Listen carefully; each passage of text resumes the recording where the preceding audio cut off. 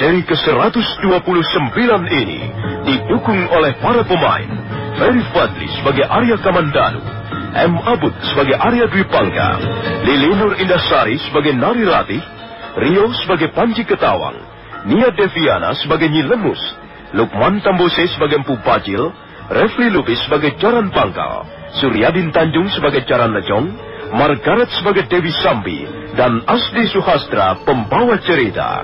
Selamat menikmati.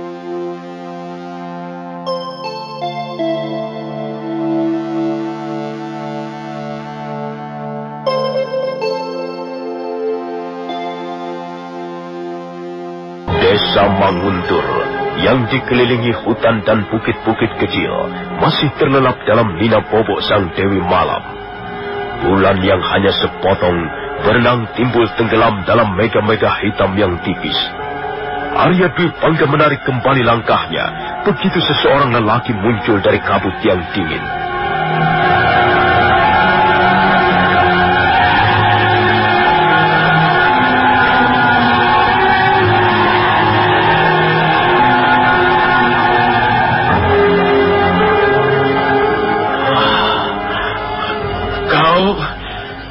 Siapa kau?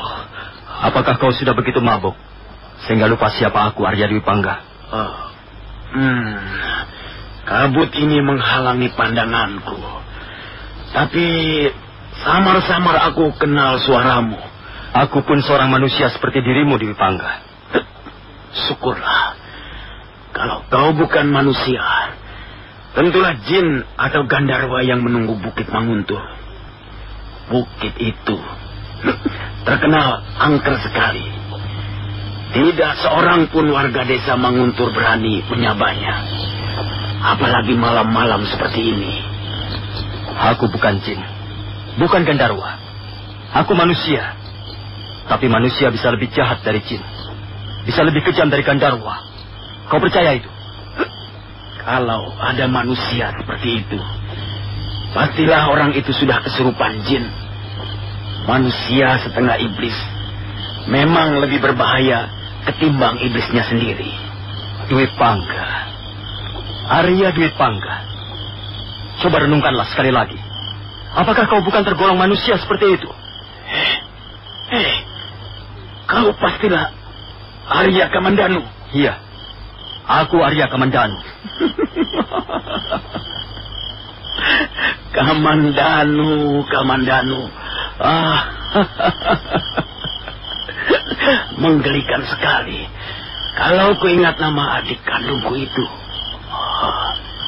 Ya, kau mau minum tuakku bareng seteguk, Kamandanu? Aku tidak senang mabuk, paling tidak untuk sekarang ini. Baiklah, aku minum sendiri.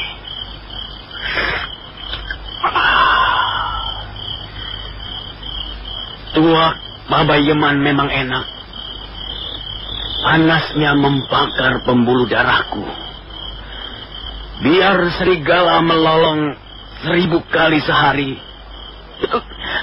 kan ku minum tuak sepuas hati. Arya Dwi Pangga, hentikanlah syair-syairmu itu.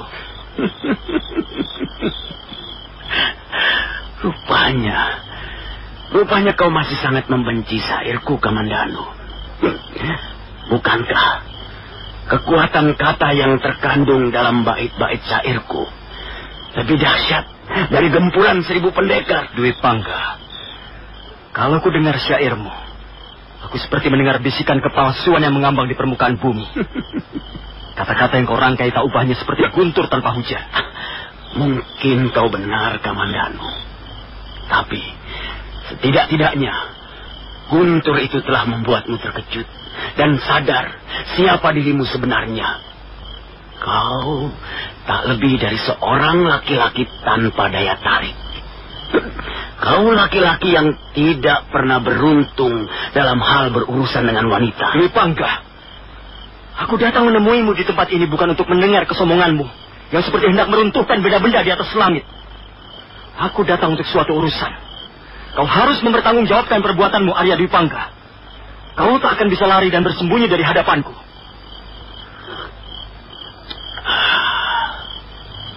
Aku tidak mempunyai waktu untuk melayanimu, Kamandanu. Mau kemana kau Dwi Pangga? Tak ada lagi tempat bersembunyi bagimu. Bahkan jin atau setan pun tak mungkin menawarkan perlindungan padamu. Perbuatanmu sudah di luar batas kekejaman. Kukira semua orang akan melakukan apa saja yang dianggapnya paling baik. Seperti misalnya aku dengan kucit tua ini. Kau boleh tidak tenang, tapi aku akan minum sampai pagi.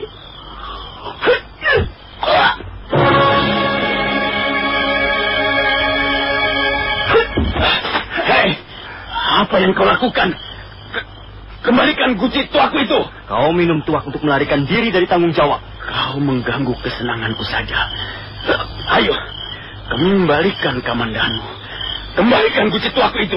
Ambillah. Kau pecahkan guci tuaku itu.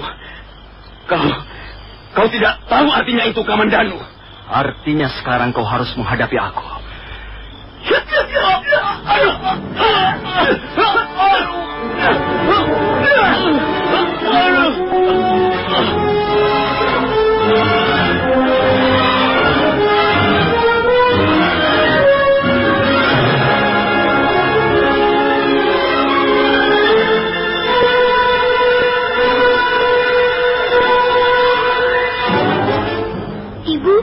Ibu kenapa Nyi Lemus? Ibu tidur, Der.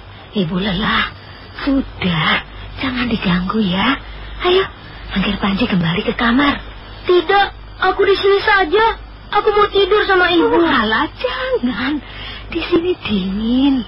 Angger tidur saja di dalam, ya. Yuk, Nyi Lemus antarkan. Tidak mau. Aku mau di sini saja. Ini masih malam, Ger.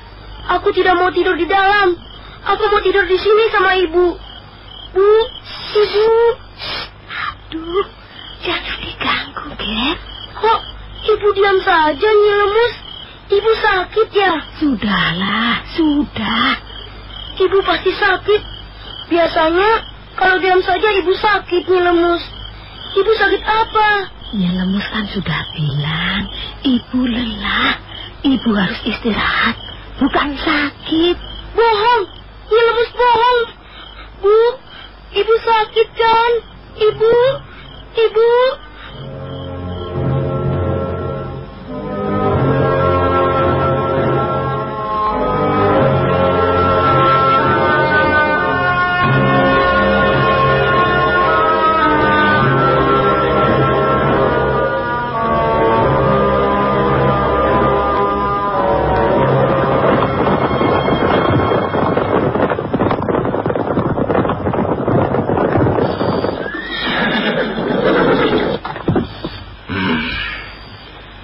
Jaran Bangkal dan Jaran Lejong, bagaimana dengan tugas kalian? Ampun Tuanku Bajil, kami telah gagal melacak Sakawuni. Iya, betul Tuan. Gadis liar itu seperti sudah sangat hafal jalan-jalan di daerah ini. Kami kehilangan jejak Tuan. Apakah hanya kegagalan yang bisa kalian laporkan? Maaf Tuanku Putri Sambi, ada yang akan kami laporkan. Rupanya pedang naga puspa milik pendekar asing itu sudah berpindah tangan. Jaran Bangkal, kau jangan memberikan laporan sesuka hatimu. Ampun Tuanku Bajil, memang demikianlah yang kami lihat. Berpindah tangan? Apa maksudmu? Maksud saya, pedang itu sudah menjadi milik seseorang. Siapa orang itu? Ampun Tuan Bajil, kami tidak tahu siapa orang itu. Kami tidak tahu namanya dan di mana rumah tinggalnya. Betul Tuan. Bahkan kami tidak dapat mengenali dengan baik wajah orang itu karena keadaan gelap. Kami hanya bertempur dengan orang itu. Dan dalam pertempuran sengit itu, Gebuk Luyur dan beberapa orang prajurit terbunuh Tuanku. Goblok! Mestinya kalian tahu siapa orang itu. Soal Gebuk Luyur terbunuh itu tidak menjadi masalah. Tapi bahwa kalian bertempur tanpa tahu siapa yang menjadi lawan kalian, itu sungguh-sungguh perbuatan goblok. Menurut pendapatmu, apa orang itu berasal dari daerah lain, Jarang Bangka? Sepertinya tidak, Tuanku Dewi. Mungkin dia warga desa Kurawan juga. Memang, Sayang sekali, kami tidak sempat menanyakan nama dan alamat rumahnya. Kami benar-benar menyesali keteledoran kami ini. Sudah. Kau telan sendiri saja rasa sesalmu itu. Aku tidak membutuhkannya.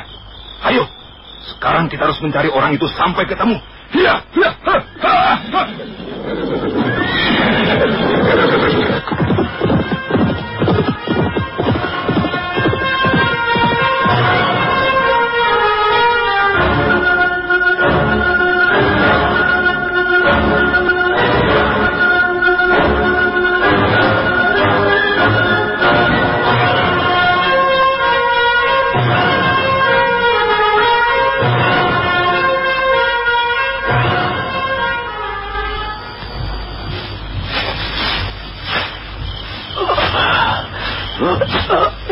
Orang ajar Kamandanu. Dia memecahkan guci tuaku. Aku tidak bisa melewatkan malam sedingin ini tanpa tuak. Aku membutuhkan cairan panas itu untuk membakar urat-urat darahku.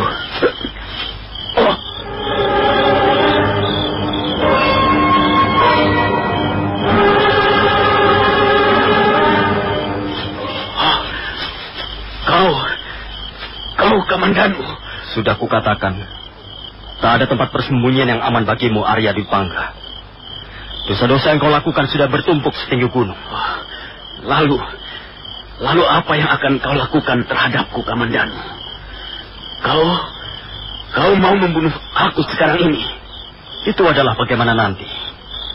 Yang jelas aku tidak terima. Kau telah merusak hidupku, bahkan merusak keluarga kita. Kau telah menyebabkan kematian Ayahanda dan Nyi Rongkot. Kau telah memporak-porandakan keluarga Empu Hanggareksa.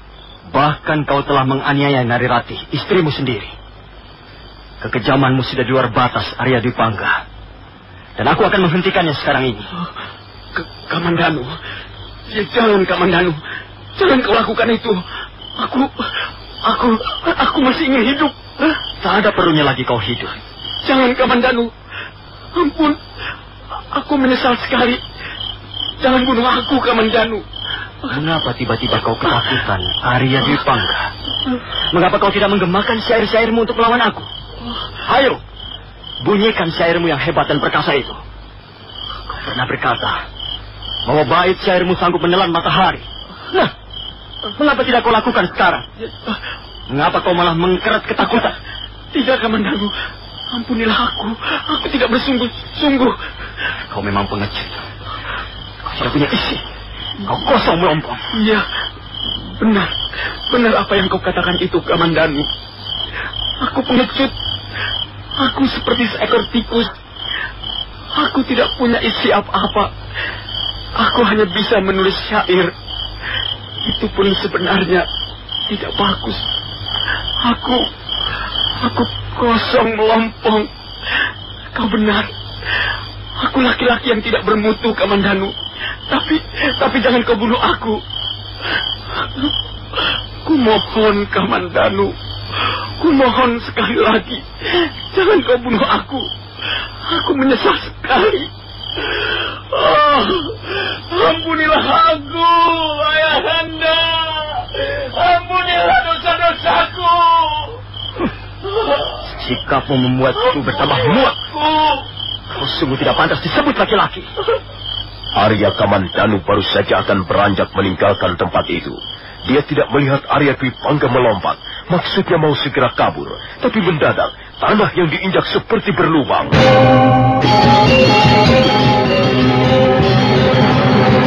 Tolong, Kamandanu! Tolong!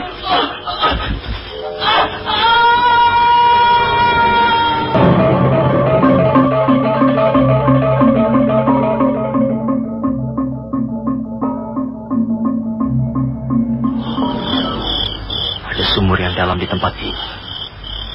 Permukaannya tidak nampak karena tertutup tumbuh-tumbuhan berambat. Ya, Kakang Dwipangga telah menghukum dirinya sendiri. Kukira dia tak ada harapan untuk hidup lagi. Di samping dalam, Di dasar sumur ini terdapat aliran sungai yang sangat deras. Semuanya harus berakhir seperti ini.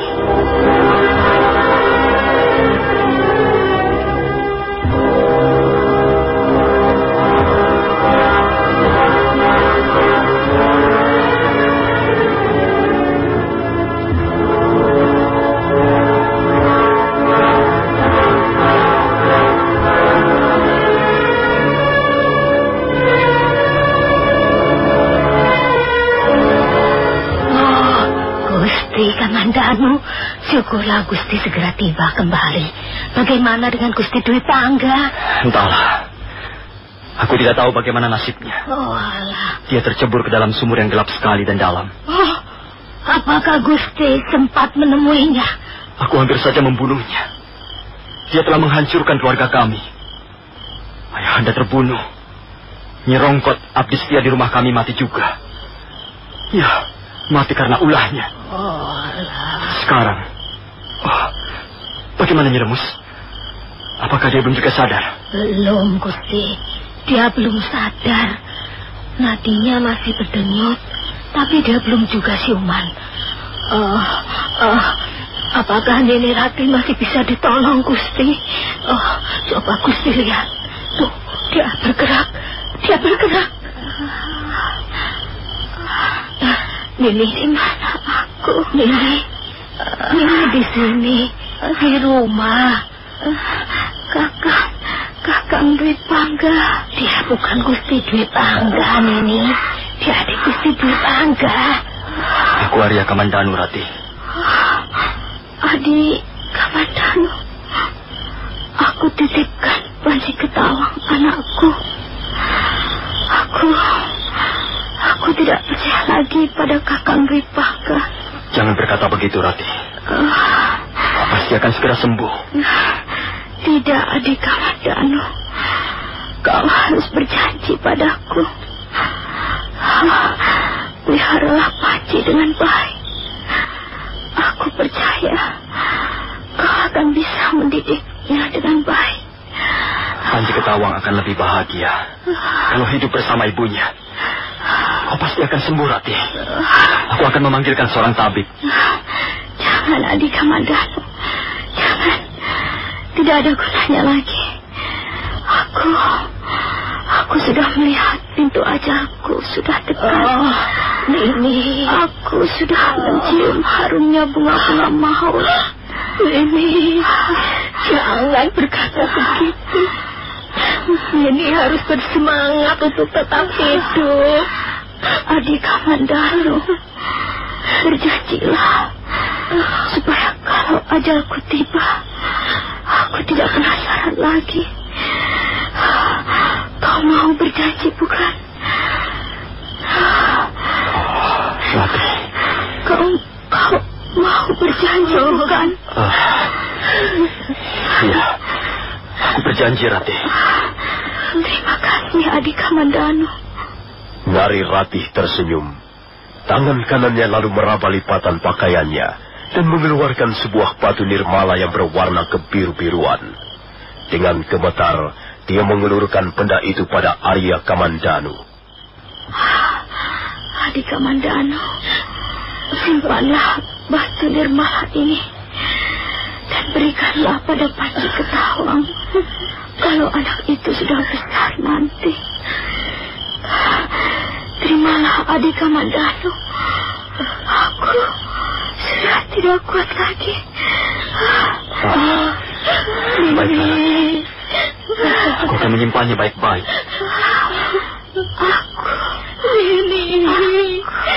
Nini Rati. Nini.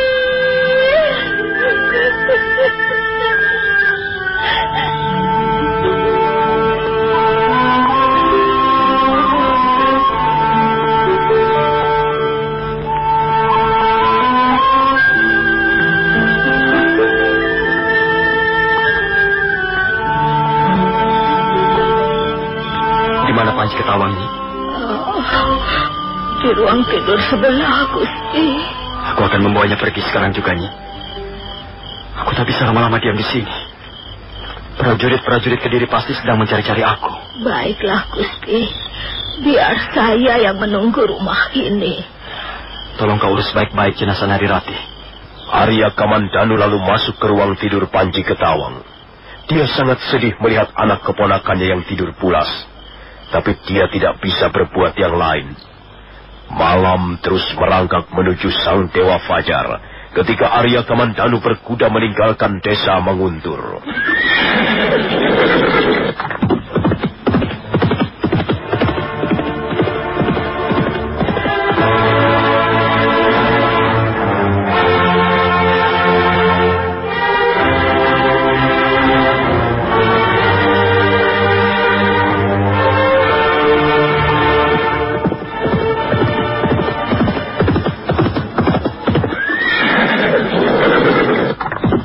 Kemana, Paman?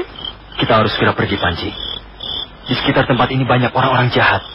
Tapi ibuku sedang sakit. Mengapa kau ajak aku pergi? Ibumu nanti akan segera sembuh. Kan ada Nyi Lemus yang menungguinya. Sudahlah, kau jangan rewel, ya. Kita harus segera meninggalkan tempat ini.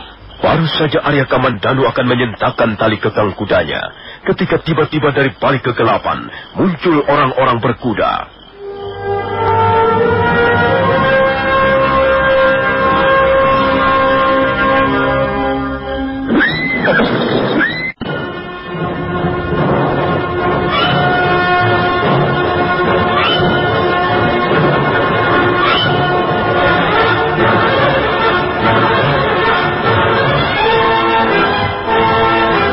Orang-orang berkuda itu muncul mendadak dari balik semak belukar di tepi jalan. Jumlah mereka cukup banyak. Arya Kamandanu mengurungkan niatnya meneruskan perjalanan. Dia hanya diam menunggu sambil mendekap keponakannya, Panji Ketawang. Kami ingin tahu, kau siapa? Di mana rumahmu? Dan kemana tujuanmu malam-malam begini berkuda? Apakah aku sedang berhadapan dengan prajurit-prajurit Kediri? Ya, benar. Sebagian besar di antara kami adalah prajurit Kediri. Tuanku Bajil, kalau saya tidak keliru, dialah orangnya. Saya masih bisa mengenali suaranya. Betul, Tuan Bajil. Dialah orang yang telah bertempur dengan kami sampai ke Bukluyur terbunuh. Kalau begitu, kita beruntung sekali bisa menemuinya di sini. Benar, Tuan Bajil. Tuan Bajil tidak perlu menjelajah sampai ke pelosok-pelosok desa. Kau belum menjawab pertanyaanku. Siapa namamu? Apakah kau keberatan menyebut namamu? Kalau dia keberatan, kita bisa memaksanya, Tuan. Tidak perlu. Kalau memang dia keberatan, aku pun tidak apa-apa. Aku tidak peduli siapa dia, di mana rumahnya, dan kemana tujuan perjalanannya. Yang penting pedang itu. Kau, apa benar kau yang menyimpan pedang milik pelarian asing itu? Kalau benar kau mau apa? Dan kalau tidak kau juga mau apa? Kau jangan mulai dengan kata-kata yang tidak enak didengar telinga. Kami tidak bermaksud buruk padamu. Kakang Bajil hanya ingin mengetahui tentang pedang itu. Jawablah pertanyaan yang baik dengan sikap yang baik pula. Aku tidak yakin apakah kalian tidak bermaksud buruk padaku. Kalian tiba-tiba mencegat perjalananku. Semula kukira kalian malah gerombolan perampok. Kalau kami benar-benar perampok, kau pun tak akan bisa berbuat apa-apa. Kalau kalian perampok, dan kalian bermaksud untuk merampok aku tentu tidak akan tinggal diam. Dengan kata lain, kau akan melawan. Kukira tidak seorang pun senang dirampok. Persoalannya bukan senang atau tidak senang. Persoalannya adalah orang-orang yang merampok itu jauh lebih kuat daripada yang dirampok. Tapi sudahlah, kami bukanlah hendak merampokmu. Barangkali sekarang ini kau membawa sejumlah uang. Kami tak akan mengambil uangmu itu. Juga barang-barang berharga milikmu yang lain. Hanya ada satu benda yang menurut pendapatku sebaiknya kau berikan saja padaku. Kau ingin tahu benda apa itu? Mungkin aku bisa menerka apa yang kau inginkan. Tapi sebaiknya kau katakan saja. Aku takut salah terka. Pedang yang tergantung di pinggangmu.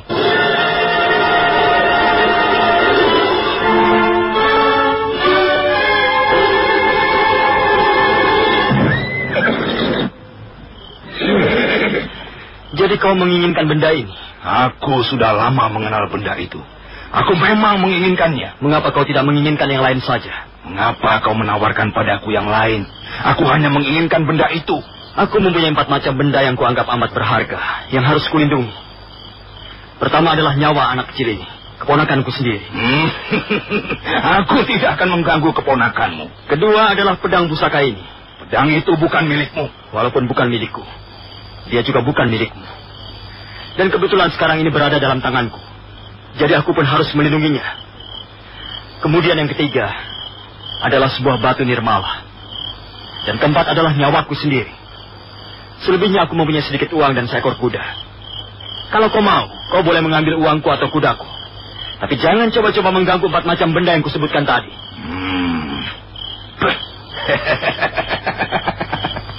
Kau seorang pemberani. Apa kau tidak tahu bahwa dengan menawarkan kuda dan uang berarti kau telah menghina aku? Kau tidak tahu siapa aku? Mungkin kau pimpinan rombongan. Tapi bagiku tidak menjadi soal. Jadi kau menolak memberikan pedang itu padaku. Pedang ini jauh lebih berharga dari nyawaku. Bukankah aku sudah mengatakannya? Kalau begitu, aku akan mendapatkan dua-duanya.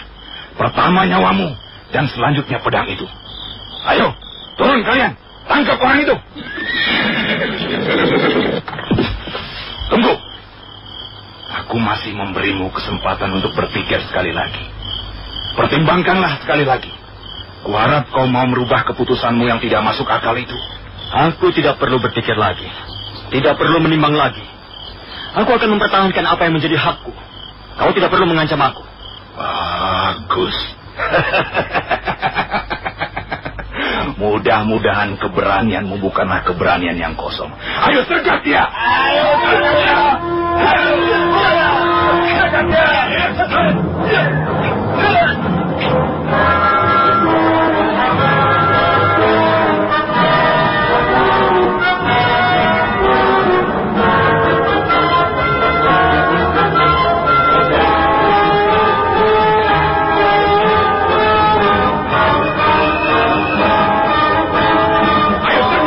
Arya Kamandanu segera melompat dari punggung kudanya. Begitu beberapa orang prajurit Kediri mencoba menyerang, maka sambil menggendong Panji Ketawang, dia berusaha membendung arus serbuan musuh-musuhnya yang datang silih berganti. Melihat keadaan yang semakin sulit karena serangan semakin gencar, Arya Kamandanu melompat mundur.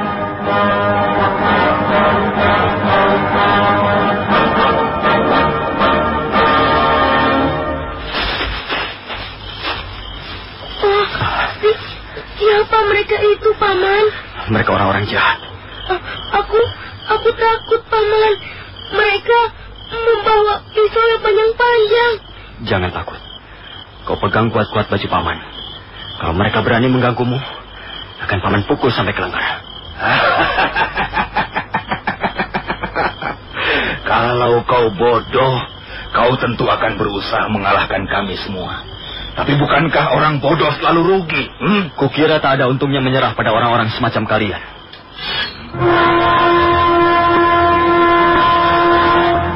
Sekarang aku benar-benar sudah yakin bahwa pedang itu berada di tanganmu. Kau pasti semakin bernafsu untuk memilikinya. Aku tahu pedang itu pedang yang bagus. Kalau kau menginginkannya, kau harus bisa mengambilnya dari tanganku. Sekarang ini aku akan mengambilnya. Hei, kalian minggir semuanya. Berjagalah di sekitar tempat ini. Dan kau Sambi. Iya, Kakang. Kau boleh membantu aku merebut pedang itu. Iya.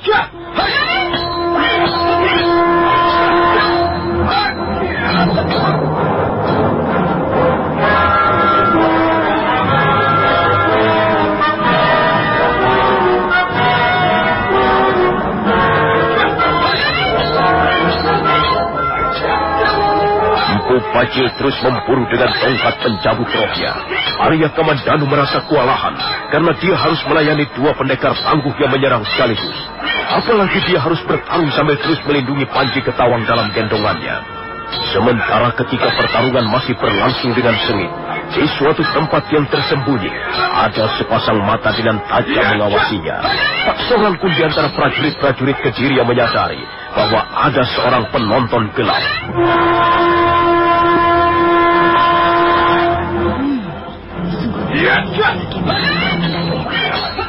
Sambil menggendong seorang bocah, Dia nekat melawan pendekar-pendekar yang cukup tangguh. Tapi kukira dia tak akan bertahan dalam 5 jurus lagi. Nah, benar bukan? Sekarang Bu Bajil sudah bisa memojokkannya. Memang benar, keadaan Arya Kamandanu terjepit. Empu Bajil terus menghujaninya dengan serangan beruntun tak kenal ampun. Suatu ketika, dia baru saja terhindar dari gempuran tangan-tangan berbisa Dewi Sambi. Dan belum lagi kakinya menginjak tanah, tongkat pencabut roh sudah datang menyambar.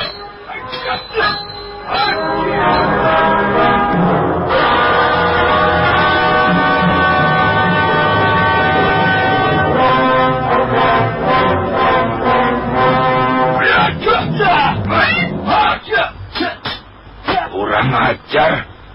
Ada orang yang mau ikut campur urusanku. Ayo, kalian mengapa pada melongo saja? Cepat sergap mereka.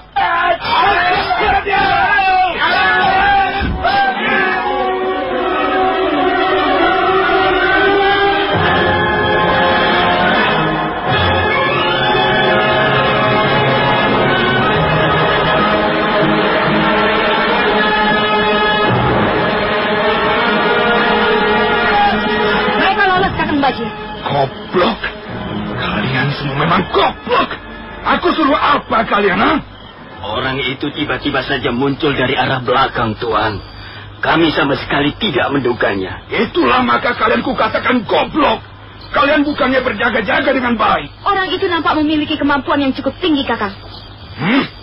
Kalian tak ada yang bisa mengenalinya. Gerakannya sangat cepat, Tuanku Dewi. Iya, Tuan. Dan dia menggunakan cadar hitam. Keadaan sedang kacau dan gelap. Karena itu agak susah untuk mengenalinya, Kakang. Rasanya aku bisa mengenali orang itu tadi, Kakang Bajil. Siapa menurut pendapatmu, Adi Renteng? Aku kira kalau perhatianmu tidak terpaku pada pedang itu, kau pun akan dapat mengenalinya, Kakang Bajil. Aku sangat menyesalkan mengapa mereka bisa lolos. Iya, semula aku bermaksud ikut menggempur mereka. Tapi kemudian aku berpikir lain. Aku tidak terlalu bernafsu menyerang.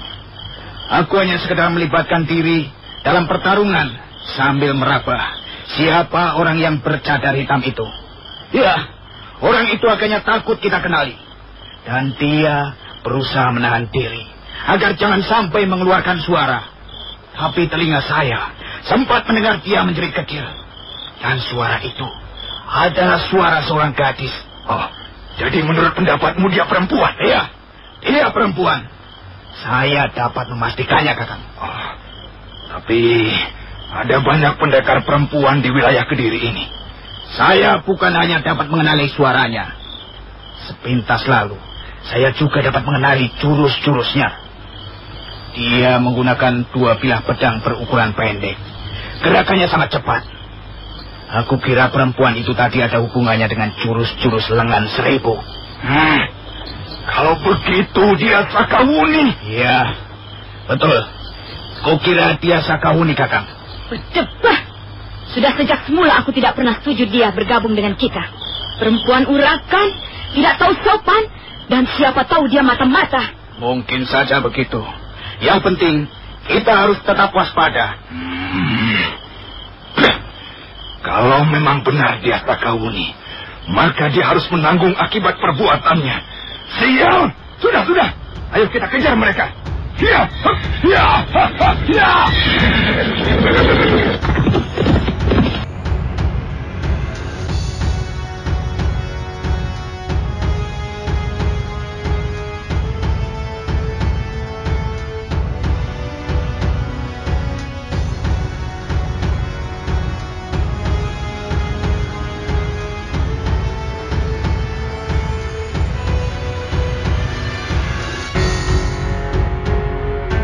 Mengapa kita lari, Paman? Kalau tidak lari, kita bisa mati. Kau lihat sendiri tadi. Kita hampir saja kena pukulan tongkat orang cebol itu. Siapa orang cebol itu, Paman? Sepertinya orang itu galak sekali. Iya, dia galak dan kejam. Mereka semua galak dan kejam. Orang-orang jahat biasanya begitu. Galak dan kejam. Mereka tidak segan-segan memukul orang tak bersalah.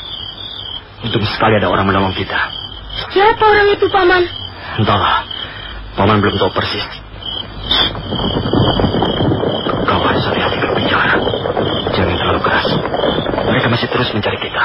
Kalau begitu, kita pulang saja, Paman. Pulang kemana? Ke Manguntur. Di sana tidak ada orang jahat. Kau salah, Panji. Sekarang ini orang-orang seperti mereka berkeliaran di mana-mana. Orang-orang jahat gentayangan seperti setan kekurangan makan. Di Manguntur pun sekarang banyak orang-orang seperti... Mari. Sekarang kita harus menemukan tempat yang aman untuk bersembunyi. Mereka datang lagi, Paman. Ya, tundukkan kepalamu. Di sini, di balik semak belukar ini. Panji, sekarang mari kita pergi. Kau lelah? Masih ngantuk ya?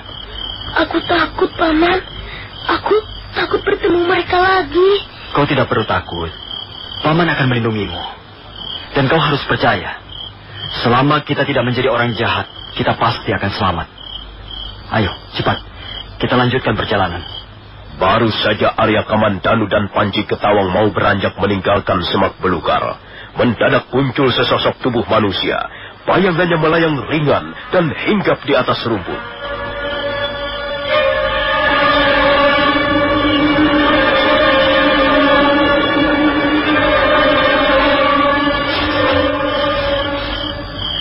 Kau masih mengenaliku, Kamandanu? Sakawuni? Aku tidak sampai hati melihatmu dikeroyok Empu Bajil dan Sambi. Seharusnya kau tidak menolong kami. Hei, kau tidak suka menerima kebaikan seseorang? Bukan begitu. Apakah kau tidak sadar bahwa hal itu bisa membahayakan dirimu sendiri? Aku tak ingin melibatkan orang lain dalam kesulitanku. Kalau aku menolongmu, tentu sudah kupikir masak-masak. Sekarang kau mau kemana? Akan kau bawa kemana bocah itu? Anakmu kah dia? Dia keponakanku. Aku harus segera dapat menemukan tempat yang aman. Orang-orang itu pasti akan terus mencari aku. Ya. Aku tahu tempat yang aman. Mari ikut aku.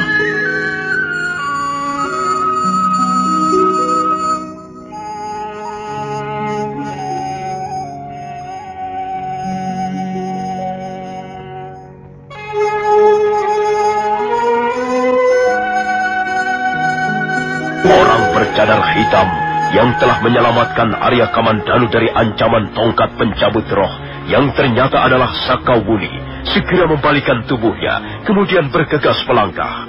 Arya Kamandanu sambil menggendong Panji Ketawang mengiring di belakangnya.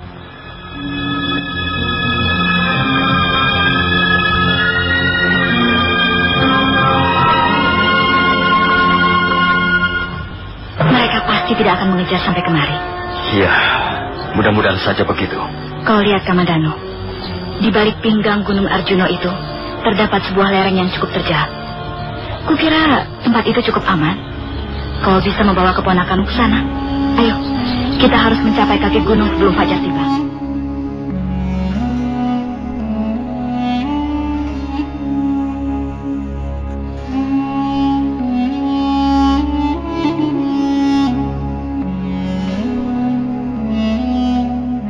Mereka meneruskan perjalanan menyusuri bukit-bukit kecil yang semakin banyak jumlahnya. Menjelang fajar, Arya Kamandanu sudah dapat melihat lereng yang dimaksudkan Sakawuni. Lereng itu cukup tinggi, dan kurang lebih dibutuhkan waktu setengah hari untuk mencapai tempat itu.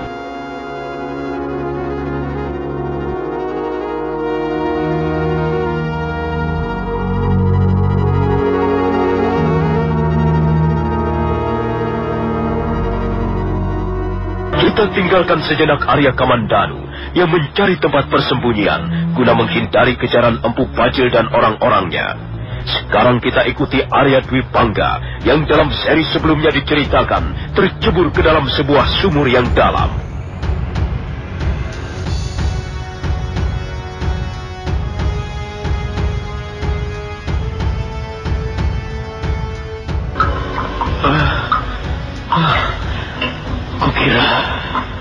Kukira aku sudah mati.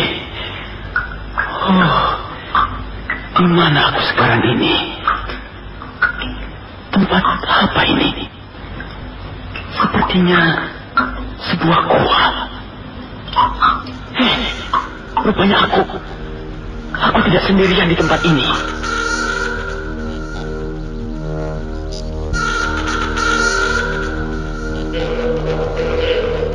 Arya Dwi Pangga sadar dan mendapatkan dirinya terbaring dalam sebuah goa di tepian sungai kecil. Dia terkejut sekali begitu melihat sosok tubuh manusia yang enak-enak duduk di sebongkah batu. Nah, saudara pendengar, bagaimanakah kisah selanjutnya? Apakah yang akan dialami oleh Arya Dwi Pangga? Siapakah orang yang duduk di sebongkah batu itu? Dan bagaimana nasib Arya Kamandanu dan Panji Ketawang? Nah, saudara pendengar, bagaimanakah kisah selanjutnya? Silakan menunggu seri berikutnya. Sampai jumpa.